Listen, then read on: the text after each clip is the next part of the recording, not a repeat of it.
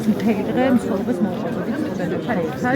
მითხარით ამ მხარდაჭერის მთავარ მოტივებსა და მიზეზზე, ოღონდ ნიუსის არ მინდოდა 40-45 მაქსიმუმ ანუ მე გახლავართ ჩვენ ილია მართლის შვილობილის იაკობ ფარაშვილის შთამომავალი, რომელიც ილია ჭავჭავაძეს წიწამურში ბერბიჭაშვილების პირველ ნასრულ ტყვიაზე გადაეფარა.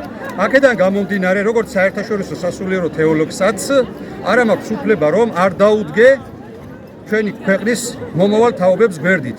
იმიტომ რომ პაპაჩემი დაუდგა გვერდით და გადაეფარა წიწამურში 1907 წლის 30 აგვისტოს არამხოლოდ როგორც თავის აღზრდას და არამხოლოდ როგორც საზოგადო მოღვაწეს, არამედ მასში დანახულ მთელი ჩვენი ქვეყნის მომავალს და მთელი ჩვენი ქვეყნის მომავლები არიან ჩვენი ახალგაზრდა თაობები და მე მორალური უფლება არ მაქვს რომ მათ გვერდზე არ დაუდგე. ღმერთმა აკურთხოთ ბრძოლას ყოველთვის აქვს აზრი და უწიგნურ ყაველაშვილს ვერ დავანებებთ სიბნელეში ჩვენი ქვეყნისა და ახალგაზრდა თაობების სიბნელეში შეთრევას.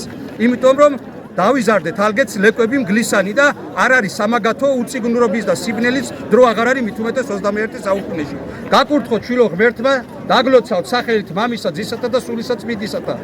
მამაზეციერის სიყვარულმა გიმფარველოთ. იესო ქრისტეს მადლმა გაკურთხო და სული წმინდა იყოს თქვენი წინამძღოლი ყველგან და ყოველთვის.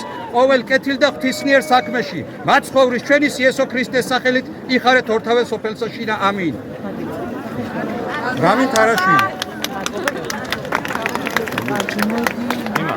No.